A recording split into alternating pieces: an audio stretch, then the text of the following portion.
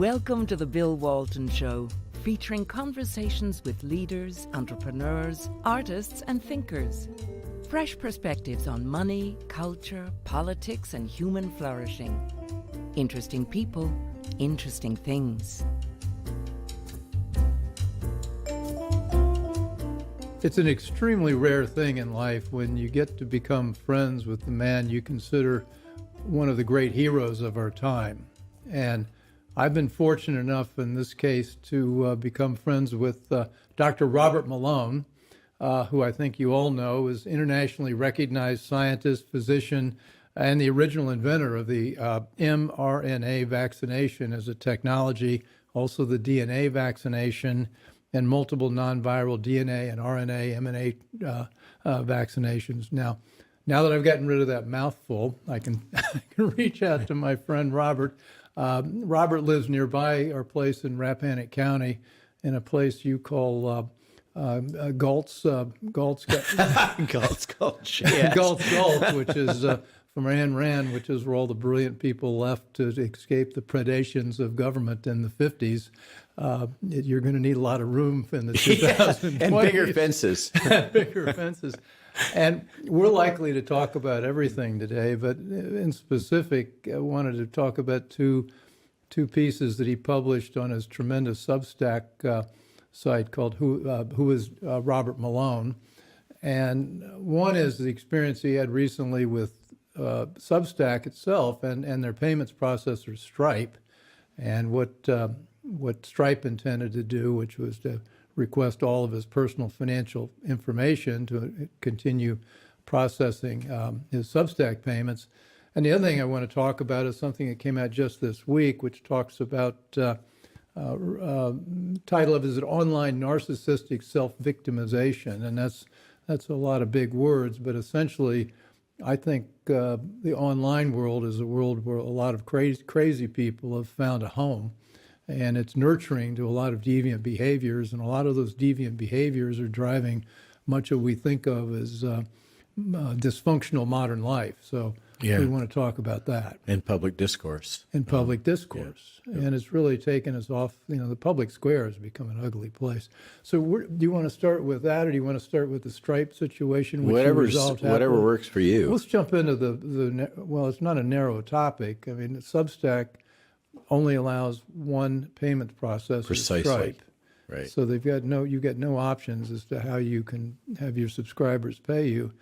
And then Stripe came to you about a month ago and sent you an email that said what? Yeah, Bill, and thanks for the overly generous introduction. And not really. And it's my honor and pleasure to have you and Sarah as friends. You've been fighting this battle for a long time, a lot longer than I have. So with all due respect. So jumping to the topic, the big picture is the weaponization of finance. And I assert that this has been a gradualistic process, a gradual or incremental implementation of weaponization of finance. And I don't know how conscious it's been in terms of the big scope from big finance. You would be in a better position than I to address that. But to my theory of the case, the United States government found itself in a position with the Iranian government a number of years ago where it just didn't have much diplomatic leverage. And in the face of that, there was a decision to take what then seemed to me a relatively novel approach of seizing financial assets of the revolutionary government of Iran and using and weaponizing those for diplomatic purposes. And that was, I think the success of that was debatable. Then to move along in the timeline towards normalization, when we had the situation with the Ukraine, and we can arm wrestle about who was the primary aggressor in that, but certainly the Russian Federation invaded Ukraine. We can all agree on that. And once again, the United States State Department found itself with limited options in terms of how to respond to that and how to exert pressure. And so once again, the SWIFT banking system, which now is coming to fore in other ways with its decision to endorse central bank digital currency, was weaponized against the government of Russia. And we had basically a debanking of Russia. And we can all agree on that, as often is the case when we have these slippery slopes. It's all for the best reasons and the best of intentions. But nobody at the time, they're just focusing on the best of intentions, and they're not thinking about the potential long-term consequences and implications of normalizing that type of strategy. So we could, there was a general consensus in the West that it was acceptable to weaponize finance against Russia. And perhaps I don't know if it was really thought through the potential blowback of incentivizing Russia to participate or enable the BRICS currency consortium and the consequences of potentially challenging the petrodollar. But that's what we did. And then along comes the trucker protest and the Canadian government's response to a bunch of honking truckers that were protesting peacefully government actions in terms of forcing truckers in particular to take the vaccine if they were going to participate in their industry, and particularly in cross-border shipping, which is a major part of Canadian trucking. And those stories are shocking if you listen to first-person accounts of what actually transpired. People couldn't pay their mortgage, they couldn't feed their family, they couldn't purchase diesel for their trucks, it was freezing conditions. And now we have Canadian courts making a determination that that was an inappropriate, invalid action that the Canadian government took under the guise that this was a national emergency and it was necessary to and adequate, appropriate to take these extreme measures. And then we had, as a part of that, the debanking and seizure of assets that had been donated, as you'll recall, through GoFundMe accounts. And GoFundMe was going to seize those and hold them and not distribute them, not return them. So there's a little bit of a conflict of interest there. And again, then this starts to get a little morally ambiguous, and some people have problems with that, and other people are saying that it's acceptable because the threat, you'll recall the manufactured threat that these people were compromised by neo-Nazis, far-right ideologies, etc. And there was what appeared to be false flag operations mounted against the Canadian truckers by what appear to be certainly, if not agents of the government and entities that were sympathetic to the government, that were using regalia and messaging, which was consistent with the government's thesis that these were far-right neo-Nazi radicals. Well, anybody that doesn't agree with Trudeau is a far-right Nazi. So I mean, right. This is the label you just got to get used to. Right. Right. Right. Yeah. And it's becoming universally applied. Matter of fact, in my communication now, increasingly, are we considered far-right Nazis? You may not be. I occasionally. Certainly, one of the things that is the U.S. government has tagged me for is being conservative. So I'm specifically identified Which as agency or all agencies? This is Homeland. Homeland, Yeah. CISA. Yeah. Jen Easterly, my favorite bureaucrat. Yeah. So I've been tagged with that moniker. So and that's been used to justify some of the censorship and activities. So I want to put it in this broader context that there's this growing trend that many of us are very concerned about that seems to lead towards implementation of a social credit system based on central bank digital currency. And that everything seems to be moving towards that, and there seems to be a stepwise normalization towards that. And this, I think, is a trend that we've seen throughout the COVID crisis, and in retrospect, really in public policy and a number of forums going before that, is it's almost like test marketing.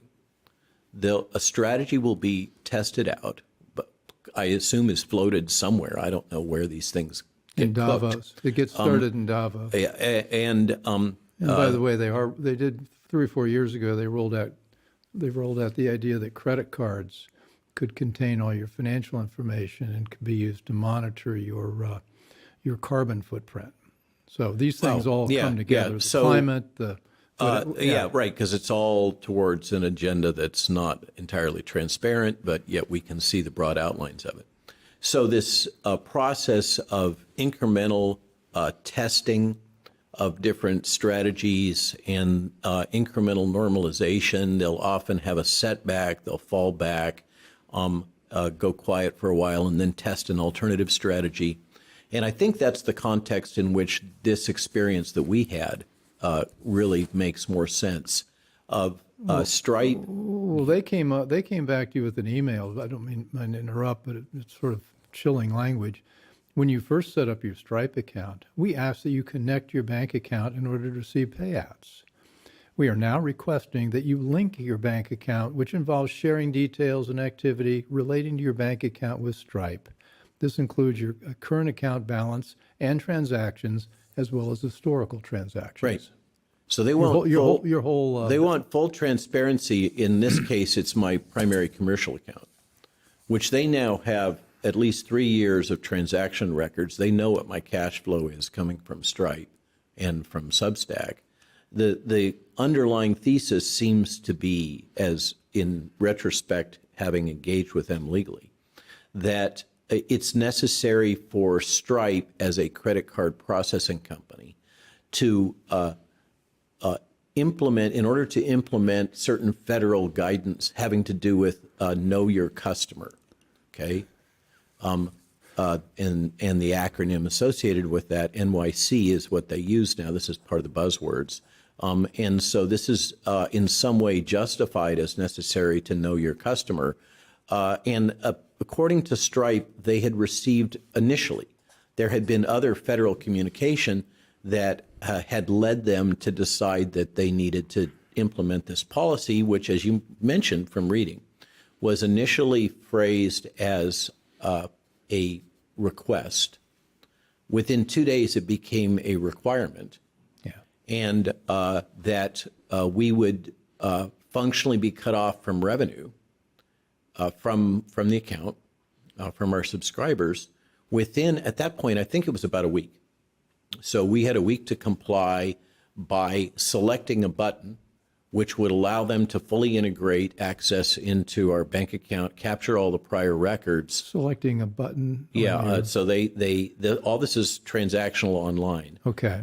And so they were asking that we click a button to accept new terms and conditions, including authorization for them to fully integrate into our commercial account. So when we see that standard language across our screen in the future, and they've got a little check box in there saying, beware. I accept the terms of here, because there could be a lot of bad stuff. This is like the small print when you buy a car. Because we're seeing this as the beginning of many other incidents like this. I would say, no, it's not the beginning. That's the whole point I'm making. This is kind of midstream now. Okay. And I agree. This is a kind of a incremental process of normalization and getting all of us accommodated to the logic that we would allow full access to financial firms of all our records, and once again, for all the best reasons, because it's necessary to ensure that I'm not a terrorist, or I'm not doing business with terrorists, or I'm not funding terrorists, it can all be justified based on that, remembering that technically I'm now defined as a terrorist by the Department of Homeland Security, because I've been defined by the New York Times and the Washington Post and the Atlantic Monthly and Rolling Stone, et cetera, as a purveyor of misinformation. So and you'll recall that Homeland Security put out a guidance that purveyors of mis, dis, and malinformation would be defined as domestic terrorists. And so that can then trigger all of the terrorist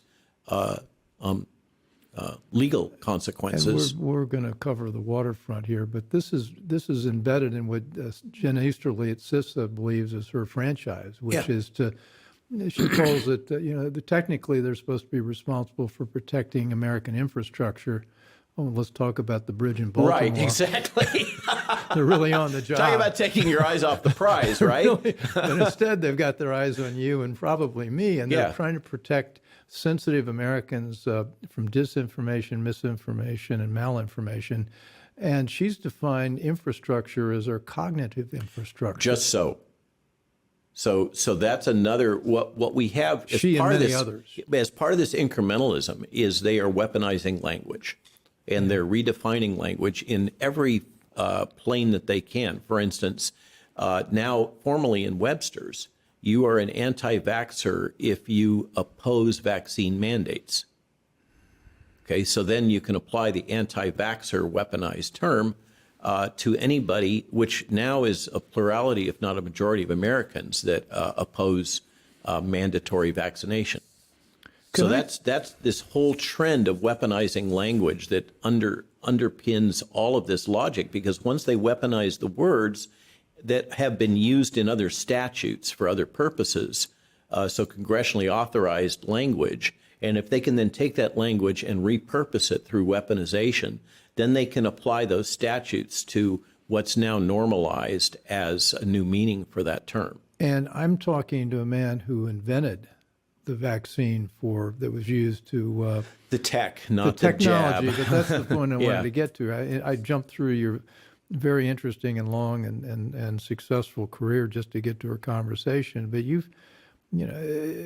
hold many patents in the field of gene delivery and vaccines. I was secret cleared by DOD.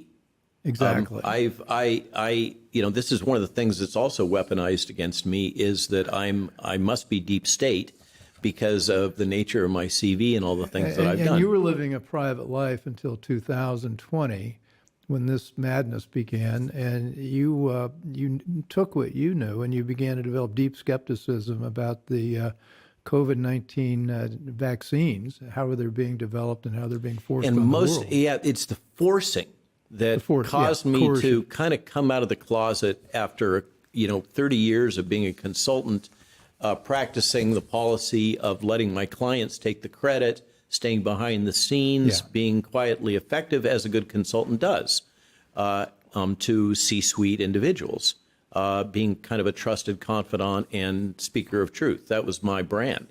And then when I saw the ethical breaches that were happening, I thought that was a safe place to speak out against the failure to provide informed consent and the breaches of established biomedical ethics. I thought, well, everybody can agree on that. I can speak about that, and I'm not going to get hammered like I'm already seeing some of my colleagues getting hammered, and I had already experienced it. And Jill and I were censored with our first book in, I think it was March or April of 2020. This was the book on how to prepare and protect yourself from the novel coronavirus that was censored by Amazon. And you mentioned ivermectin. No, ivermectin was one, but that was further down line. Okay. So the book was really very straightforward, standard stuff for infectious disease policy. And I think the objection there, we did talk about masks. I think the underlying objection, having spent a lot of time trying to track that, because there were White House meetings with Amazon, with World Health Organization, et cetera, early in 2020. I think the government just did not want to have any source of information other than the official channels. We're going to circle back to Stripe, but I think this is an interesting loop to get there because the White House, not just the White House, there were 4 or 5 or 6 or maybe a dozen agencies that were interested in censoring any dispute about what it was they were trying to get people to do. And well, not just agencies, Bill. I mean, so I recently in another Substack published Philip Cruz's legal complaint against the Swiss government. What a lot of folks don't appreciate, unless you've had the opportunity to travel and talk to a lot of people, is that these same exact policies were deployed in a harmonized fashion across the West simultaneously. So it's not just U.S. That's what leads to the big question, one of the ones that's really troubled me for a long time. What entity has the power and capabilities to coordinate a propaganda campaign globally at this level? This is multi-continental. It is throughout, and notoriously the Five Eyes nations, UK, US, Canada, New Zealand, and Australia. All English speaking. And all part of that Titus Central of intelligence agency cooperative arrangements that are very much reciprocal. But it was beyond that. Germany, Austria, all across the Western world, with the exception of Russia and its satellite associates and the China consortium. Africa was kind of passive aggressive on some of this. The face of this is, and I knew this would happen because this is like it's like having dinner together where we digress into everything else that's interesting. But the face of this now, the apparent face is the World Health Organization. And the World Health Organization is organizing they're amending their charter, and they're also pulling together a new, quote, pandemic treaty that will codify and authorize and require countries to So follow that is a key rabbit hole we ought to go down. I suggest we park that because that's a good 10, 15 minutes to go into what's going on my with spreadsheet here. I'll park this one over here. The thing with the WHO, and I've been there, I've spoken there, I've presented multiple times. I've represented Department of Defense there during the Ebola outbreak. I played a key role in bringing forward what's now the Merck Ebola vaccine through WHO. And my colleagues at DOD early on told me, Robert, don't be naive. We created the WHO. It has a strong U.S. intelligence component to it. Okay, the WHO is not an independent entity. Okay, it's very much a geopolitical player and a tool. Mm-hmm. And that tool now has become, it now, I think, represents the interests of multiple political groups and nation states. Well, Bill Gates is his largest individual contributor. The Bill and Melinda Gates Foundation, and then all the pharmaceutical companies are contributors to it through their nonprofit. You can't see the name Pfizer or Merck or the other big ones, but they're there. Yeah, no, more than they're there. And I know this from first-person experience. I mean, the company that I was representing, which was a small Midwestern firm that owned the rights to this patent because they bought it from the Canadian government. Basically, when the decision was made that our vaccine candidate was superior to that of, I think it was GSK at the time, was the leading candidate, and had no virus vectored product. The Director General of the WHO basically came up and pitched us that we needed to contribute to the WHO now because we'd be benefiting from their policies. It was a shakedown. Yeah. Okay. That stunned me.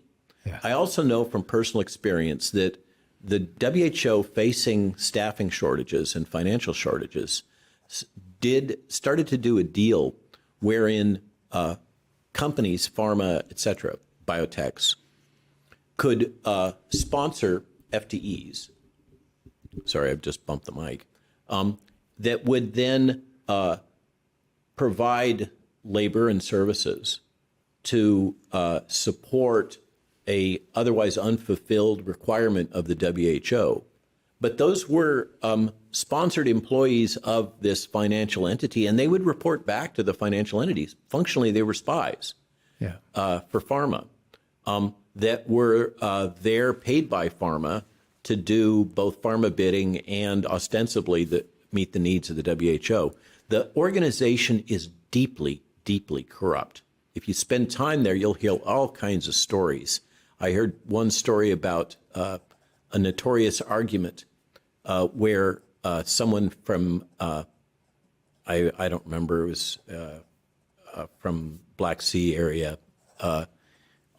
was interacting with a WHO official and had offered him a Persian rug as part of their interactions to incentivize the appropriate response. And notoriously, there was a huge shouting, and the rug was thrown out the door with some sort of a statement that I'm not bought so cheaply.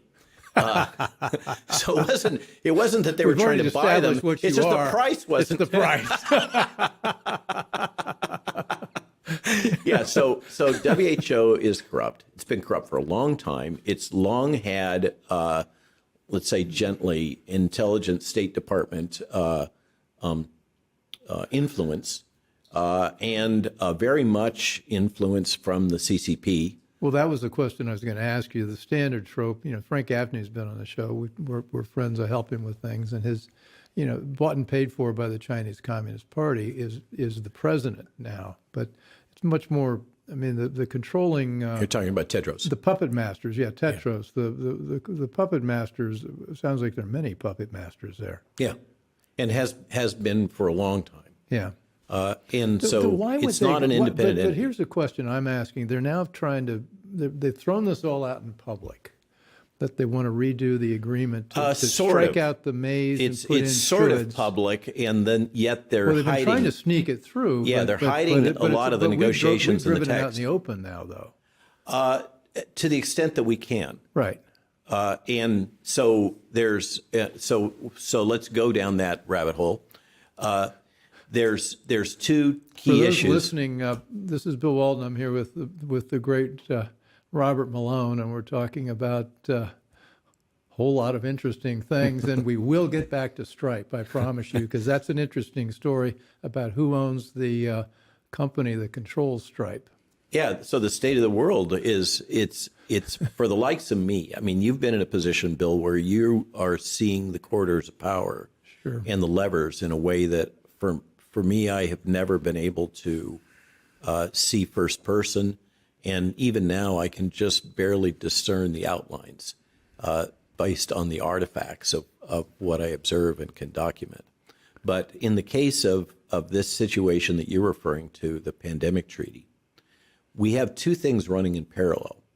We have what the world community is calling a treaty, but which the current administration in the United States refuses to call a treaty because of the optics, I think, largely, of pushing a treaty through without getting Senate concurrence, which it turns out they have complete rights to, and typically 200 at least per year of such agreements, executive agreements, which is the new euphemism for a treaty that's approved without congressional authorization. So this is not unusual that something that would be called a Very treaty much. would be pushed through without the Senate voting on it. Very much not Okay, unusual. so that's something that people have been hanging their hat on. No. And it doesn't sound like we should. No, there's a bunch of statements that have been made that don't carry water. That the Senate must approve of treaties is a falsehood. And you need to go back to the Constitution. The Senate has the right to concurrence, but it doesn't necessarily need to approve every treaty.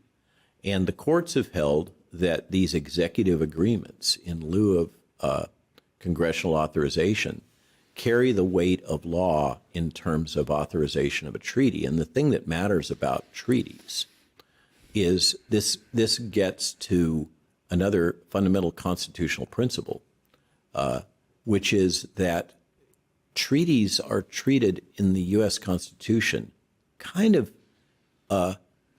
as having equal legal weight to the Constitution. So both are mentioned in the same clause as two things that are functionally equivalent.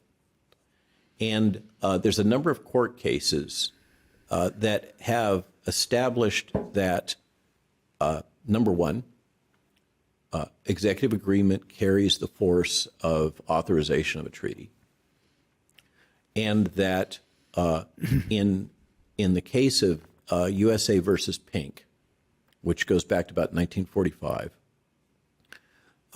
and involves financial repatriation, basically. It was established that there are limits on states' rights when it comes to treaties. And one of the other things that has been asserted is that the Constitution vests because it does not specifically establish that the regulation of practice of medicine is a federal is within federal jurisdiction. Therefore, it vests with the states. So that's always been the case. That's what I've been taught, is states have the rights to regulate the practice of medicine, which implies all kinds of things in terms of the public health response that we've just encountered. And so it's So you're asserted saying by even some. the federalization we saw in 2020, 21 and on, the feds had no, They technically, they had no that. ability to do what they did. They did it through their usual means Okay. of kind of enticement and coercion using financial levers, Yeah. which is like what they do with schools and highways and everything else. So that's how a lot of this CDC power and influence flows from. Is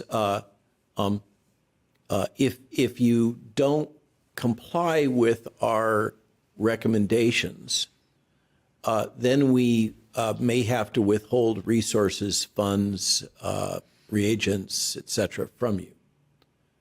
So it's very much the same ploy as we see with these other agencies. Or like the mob. Yeah, so that gets to the nice social media company you have there. It would be a shame if something happened to Well, it, then right? we're getting back to the coercion we saw, or maybe it was very voluntary coercion, because the social media companies were on board with this, but nevertheless, So they didn't do enough. So regarding the WHO treaty, there's been the idea floated that states could pass statutes that that within that state you were forbidden to comply with treaty obligations having to do with the WHO and this pandemic treaty, and the other aspect, which is the international health regulations.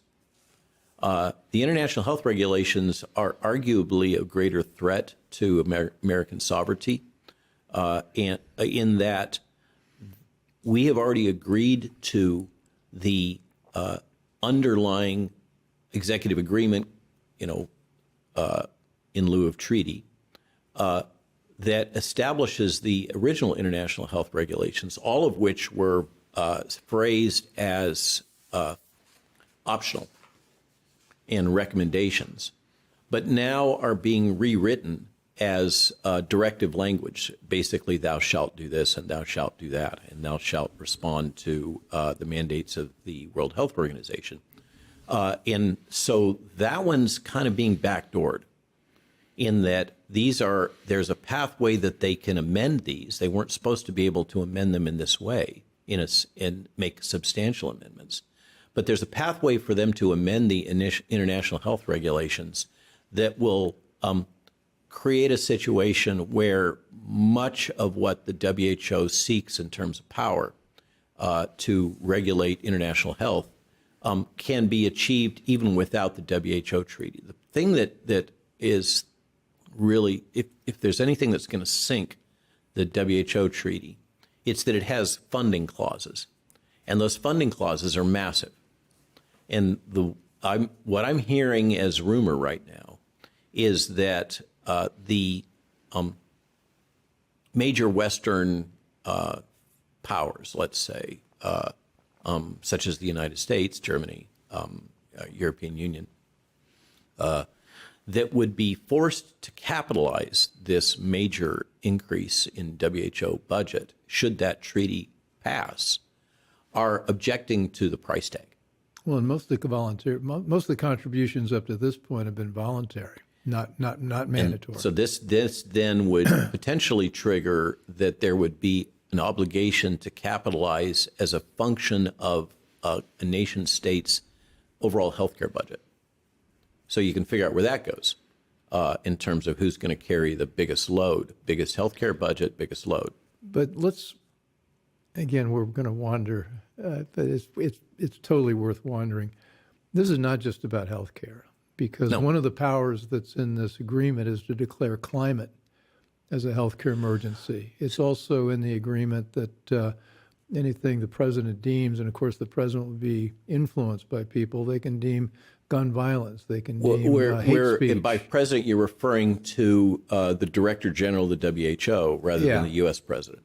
Yeah, so Tedros would have the power, Director General, to declare pretty much anything a public health emergency. Yeah. And this fits into another one of these interlocking agendas called One Health, in which it's purported that, and under the theory of One Health, the entire globe, all global ecosystems, species, et cetera, are functionally equivalent, have equal rights.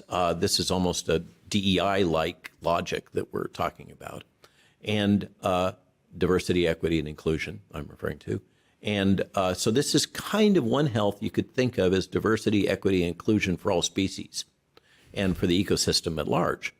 And so all species must be protected. So all species' lives matter and need to be protected with a certain amount of moral equivalency. This would be funny if they weren't deadly serious. They are deadly serious. They're and serious. This has been percolating for a couple of decades now. Yeah. And a lot of this logic comes up from the United States. Remember, the international health regulations modifications were originally proposed by Biden administration, Department of HHS. That's where it's flowing from. Are you familiar with Lois Pace? No. Lois Pace is the woman who is, I believe, leading our negotiation on behalf of the United States. Now, she had been, I don't know if she's taken a job in government or not, but she had been executive director of the Global Health Council. And, you know, her view about this, she grew up in a ghetto in, I think, Los Angeles, but then she ended up at Phillips Academy and then went to Stanford, of course.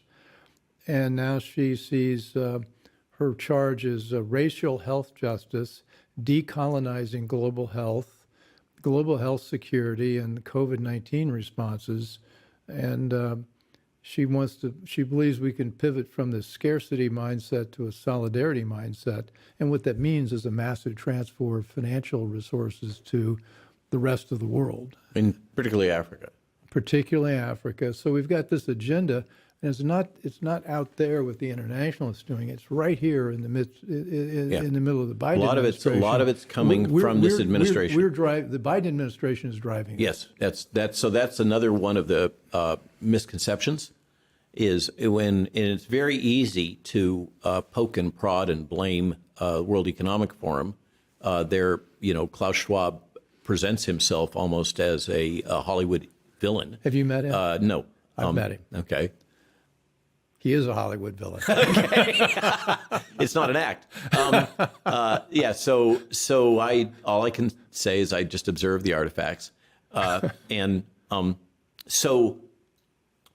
as you point out, it's really easy to target Klaus Schwab as a puppet master. I don't see that. I see him more as a functionary operator that has been put in place in that position by, among other people, Henry Kissinger. And this is another one of my core kind of belief systems. He was a protege. His resume includes long stints with Kissinger. Absolutely. Yeah. Absolutely a protege of Kissinger's, put in place by Kissinger in that position. And I argue that we're still living in a realpolitik Kissinger reality. And one of the great challenges we face right now is the reformulation of global public policy in a post-Kissinger era. But that's a whole nother Substack. We may not ever get back to Stripe. But in terms of the WHO and the WEF and the international health regulations and the pandemic treaty, to kind of comprehend this, you have to understand that I think it was the Vienna Accords on treaties that were signed, I believe, in '69, mandate that treaties, international treaties, are dominant legally in international law over individual constitutions.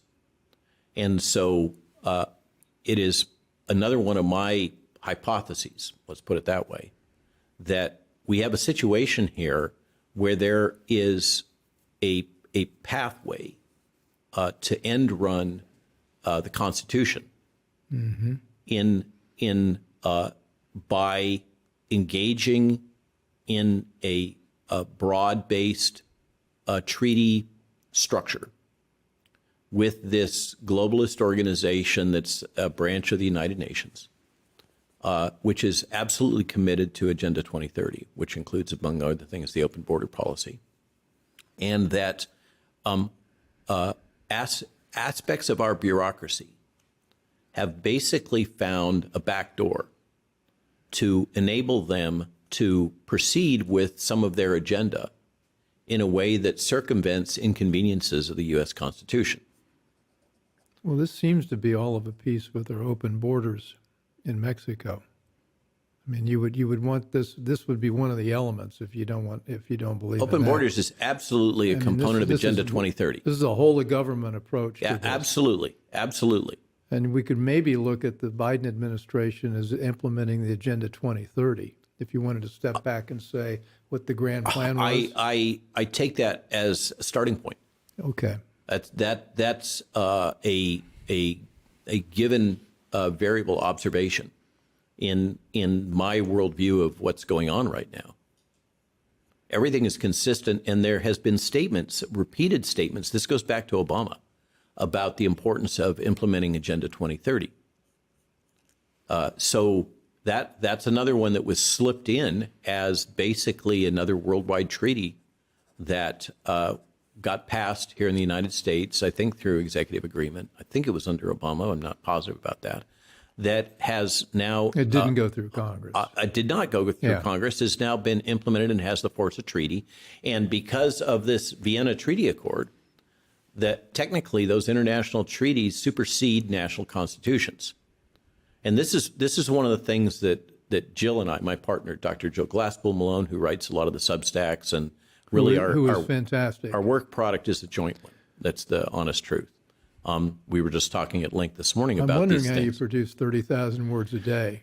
Well, she told me she does most of it. She probably does 2/3 of them right now. Yeah, she's amazing. Absolutely. I edit everything, but she's often the primary author. I know you guys get along so well. Credit where credit's due. Yeah. So here's the point, Bill. There is ambiguity in our Constitution about whether the Constitution itself or treaty obligations will predominate legally. Okay? And this is a huge legal controversy right now that may be finally brought to a head because of this WHO treaty. Where is this being debated?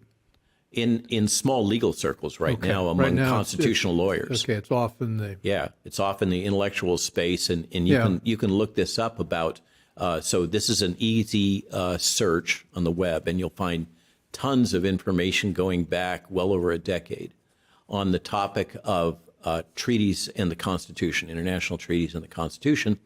And I mentioned this key case of USA versus Pink. There's a number of other ones.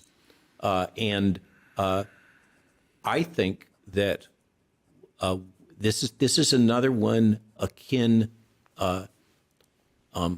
to some of these other controversies, legal controversies that are starting to come to a head during the COVID crisis. They haven't really been challenged in the past. That this issue of whether or not treaties can supersede the Constitution is at the center of the entire globalist, we could call it agenda or experiment.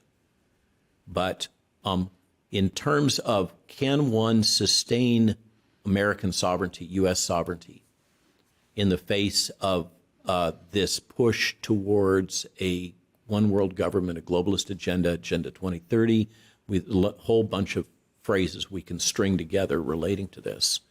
I think the key legal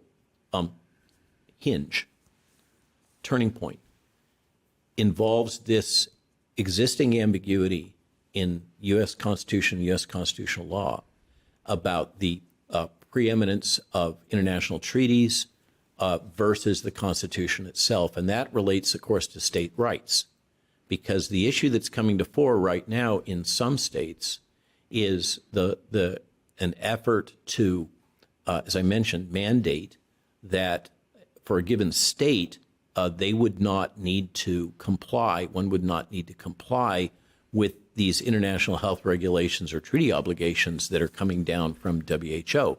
So states are attempting to take the logic that since the right to regulate the practice of medicine was not established to the federal government, it vests to the states. Therefore, if the federal government executes a treaty with the WHO that would then supersede that and ostensibly force states to comply with mandates or edicts that might come from this non-U.S.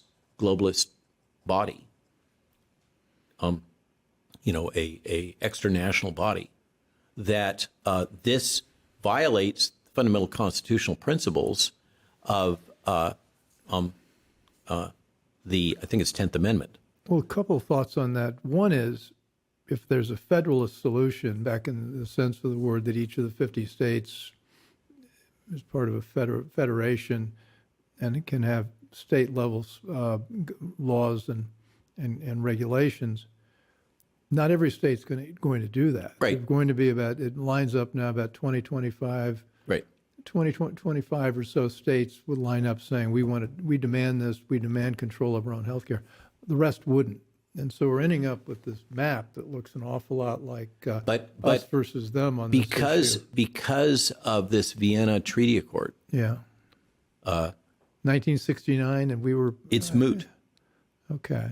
Because according to that, which we have signed as a treaty, so the federal, it establishes... In 1969, we somehow gave up the rights for states to assert their own control over health care? We engaged in a treaty in which we concurred that international law based on treaties would supersede national constitutions. So the states would be bound by these international agreements. So that's the tie right there. Bingo. Okay. And that is the conveyor belt, the pathway by which this international law then gets imposed domestically. Well, then we talked before we got on air about we ought to be careful about holding out Donald Trump, and I'm for Donald Trump, as being the magic solution to all these problems that are being created, because with the World Health Organization in particular, they're hurrying to get us bound by this even before the election. If they can. There are meetings at the end of May, first week in June. Yeah. World Health Assembly. There's two major thrust vectors right now that are, I think, are driving that sense of urgency. And one of them is the U.S. election. The other one that we aren't so aware of here in the United States is the upcoming European Parliament elections. Because we have this broad-based populist movement across all of Europe right now that is threatening the existing, let's say, social democratic party coalitions. And it's, of course, labeled as far right, but I think it's a reasonable metaphor to think of it as akin to the Tea Party. It's a populist movement, and with a number of particular grievances, such as the farmers objecting to the destruction of their livelihood, and a number of others. In the Netherlands and in Germany, in France. I mean, Portugal. Portugal, exactly. It's happening all across Europe now. Italy. So the rise of these populist movements are coinciding with upcoming European Parliament elections that are going to happen this summer. And that could switch the composition of the European Parliament. And a lot of folks aren't really aware. We throw about bandied this word democracy. The European Parliament is the European Commission and the European President are at best indirectly elected. And in terms of the commission that nominates the president, and then the parliament basically concurs, that's all largely independent of the electorate in each of the member states. So, I've spoken to Christine Anderson about this at length from the AfD party, which is in Germany is being so harshly, among other things, attempted to be debanked. That gets back to our other thing, it's weaponization of finance, and censored, etc. She points out that the Bundestag in Germany may vote for something, but it's largely irrelevant because that can be ignored or overturned easily by any of those three entities: the President of the European Union, the European Commission, or the European Parliament. So functionally, it's a partial metaphor to the independent nation, formerly independent nation states of Europe are functioning more like American states and have very limited power in the face of federal government. And even they have even the less. European federal government. The European federal government, they even have less power than they have here in the United States. And so if there's a turnover, a major turnover in the European Parliament, then what's her name, Ursula von der Leyen? Then she faces a, we call it existential crisis on her political career, as does the European Commission. And if that falls, then there's the risk, the perceived risk of a cascade of Brexit-like events. So the dissolution of the European experiment, and if that falls, then NATO falls. And so this is truly, they're confronting now a true existential crisis in terms of American foreign policy and the underpinnings of the Western world in terms of how we're seeing it because of these upcoming elections and this populist movement. So all of this is converging. It's not just Donald Trump. It's all of these other things. And Donald Trump, I can tell you from first person, is perceived as a role model throughout these populist movements across Europe. So except the hair part. Yeah, and some other things. Other things, yeah. Yeah, but in terms of his kind of smash mouth, in your face populism. You said something for people who are listening that may not, they react to NATO falling apart. Be clear, NATO falling apart could be a very good thing.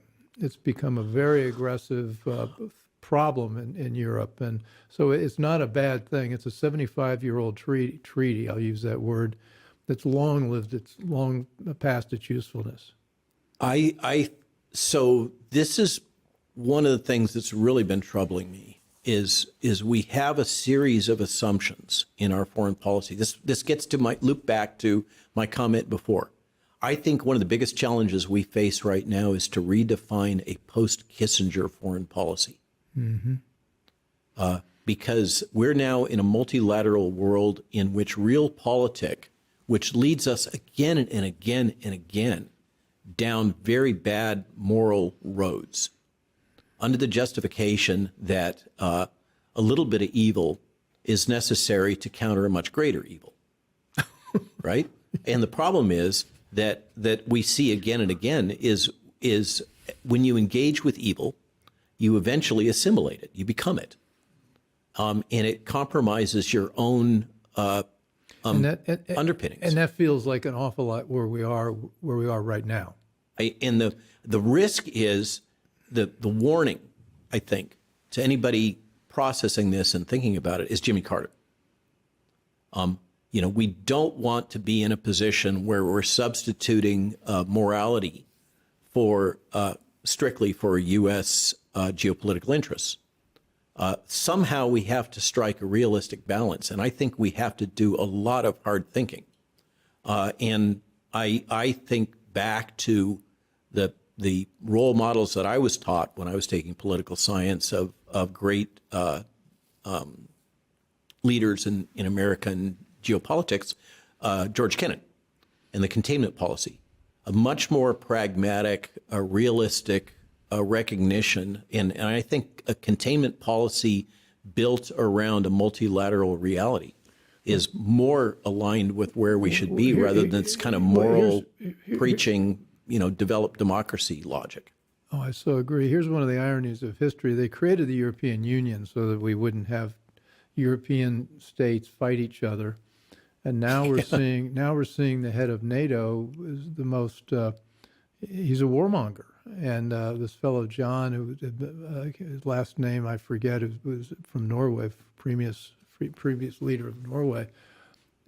We're now likely they're pushing us towards a war with Russia that's likely to go nuclear. So this theory of the case, where if you put all the European countries together, they'll be more peaceful. They'll all play nice in the sandbox with each other. And guess what? They've enlarged the sandbox, and now we've got a bigger conflagration that's possible. The blowback is wicked hard. It's chronic. So we've wandered way past. You're going to have to come back. We're going to have to talk some more. I wanted to keep this to an hour, and we could probably go for 5. But let's come back to Stripe. Yeah. And Stripe, the weaponization of finance, is sort of part of this. When we think about the globalist movement, when we talk about Davos, I did see Davos several years ago roll out a credit card that would accomplish much of what the Chinese have accomplished with their social credit system, where you get points for good behavior, lose points for bad behavior, and that system eventually can control whether you can travel, whether you can go, attend concerts, whether you can educate, pay for school education, go shopping. So that's what you're experiencing with the Stripe payment is exactly the aim. I completely concur. Is it's part of this incremental implementation of weaponization of finance for social control, and I argue that is fundamentally immoral. I agree. That gets to my point about morality versus this kind of creeping justification based on best intentions. That's how this is justified again and again. We're all against terrorism. Who is for terrorism? Well, we have to. What are we going to do to control terrorism? Well, we have to be able to deprive them of their finances, because if we deprive them of their finances, then they can't operate, and they can't do their bad stuff, and they can't go buy tons of nitrate-based fertilizers and diesel oil or whatever the thing is, right? And so it's all for the best reasons. And like everything that happens in a bureaucracy, that then gets incrementally exploited to enable the advancement of other bureaucratic agendas. And so if you're sitting here in an agency, I think this is the big picture of what drives all of this, is you're a bureaucrat sitting at your agency and you want to do good. Let's assume for the sake of argument that they're acting in what they believe to be the best interest of the American people. And DEI is all wrapped up in the logic of an ESG, in the logic of being in the best interest of the American people at large. This is always the case that we call these people do-gooders, or there's a lot of euphemisms, but they see themselves as advancing the public interest. And so they're looking for ways to advance the public interest in the face of the constraints that exist politically, constitutionally, et cetera. And so they're constantly probing for some crack in the system that they can exploit in order to advance their agenda. And that's, I think, what we see again and again and again is, as blowback, is the unintended consequences of doing something which we believe we're doing for the best of reasons. And then it gets exploited by those who are also thinking they're doing something because we need to advance the economic interests of the American defense establishment or whatever the thing is, right? And then suddenly we can justify this based on, we've done it already. That's why I started with that statement about the whole cascade of weaponization of finance. And then we get to the point where we are way across the line of morally acceptable behavior. And in locking people out of their bank accounts has to be one of the most egregious actions that anybody could take, as far as I'm concerned, that the state could take. And the state is absolutely acting in cooperative. I think if we have another Biden administration, I won't say Joe Biden, but administration run by the same people, I think we're just a couple of years away from that. I think a central bank digital currency is probably inevitable. Yeah, well, that's why I thought it was important to note that SWIFT has come out. The SWIFT banking system, which is what we in part weaponized against Russia, is now strongly endorsing CBDCs. Yeah, and planning on implementing them, and has already done testing on implementing CBDCs. Okay, well, we need to stop. I won't say end, but we'll hit the pause button right now. I'd love to come. We'll figure out the next way to. Should I make it a cliffhanger to tell people who owns Stripe? No, I think you should go ahead and you might as well Turns wrap out it. It's owned by a venture capital firm, which is controlled by Jared Kushner's brother. Right. And yes, Stripe is a I'm fascinating. not going to say necessarily that's a Jared Kushner production, but it's all of the same. It's all in the same family. world. It's all in the All in the family.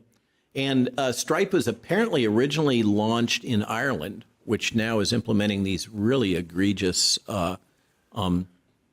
censorship policies that they're trying to kind of force on the rest of the world, and has offices in San Francisco. So if you're going to do business with Stripe domestically, you have to deal with them in San Francisco, which is why in the end, in order to get this whole mess resolved, I had to retain a high-end San Francisco First Amendment law firm, California-based, Dillon's firm, which is the Dillon Law Group. Yeah. And they acted. So the good news, to jump to the conclusion of the story with Stripe, is we engaged them immediately, and it took a fair amount of treasure to do so. And they responded extremely promptly. I wouldn't say aggressively, but appropriately to Stripe, documented what Stripe had done, held them accountable. And Stripe, within days of the articles coming out, like in the Federalist, and our Substack article covering this topic, Stripe capitulated and suddenly found it acceptable that we would just fill out a very vanilla form talking about our financial needs and whether we anticipated that we were going to need additional capital over the next 2 years. My guess is they knuckled back because of your fame and your profile. If you were a smaller guy without the kind of justified Outrage. Well, fill in the blank.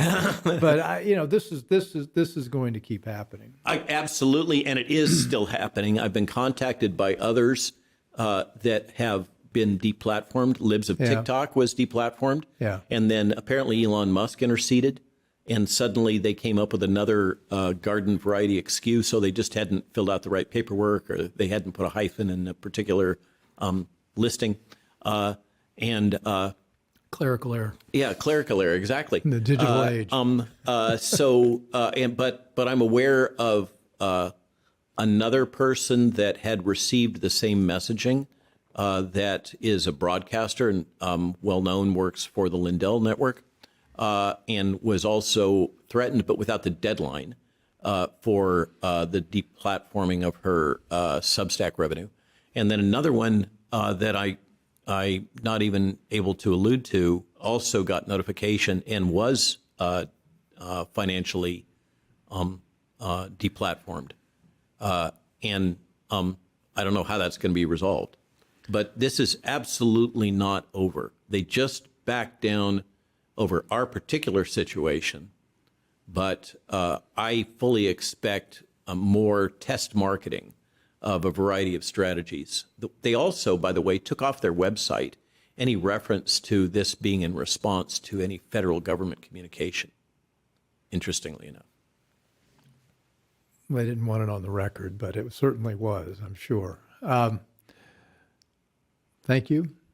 I'm going to have you back. I just remembered we didn't get to talk about online narcissistic self-victimization and why we ought to choose personal growth over short-term dopamine hits. I think this is a sort of the heart of the matter issue in our digital age as to how you deal with all that. And I agree. it's a deep topic. I want to spend a little more time on it. So Let's do it again. we'll get you back. Yeah. Okay. To be continued. Anyway, thanks Robert Malone, Dr. Robert Malone. As I said, great man and a hero of mine, and it's thrilled to spend this time talking about this issue and other issues. And I'm glad we got back to find out who owns Stripe. That's another thing to explore. Anyway, thanks for joining. And as usual, you can find us on all the podcast platforms and Rumble and YouTube and on our Substack site. We're on there as well as on CPAC Now and Monday nights. And stay tuned. We'll be back to talk about another interesting topic with Dr. Malone about narcissism, which I fear too many in this modern age are a victim of. So anyway, thanks for joining, and we'll talk again real soon.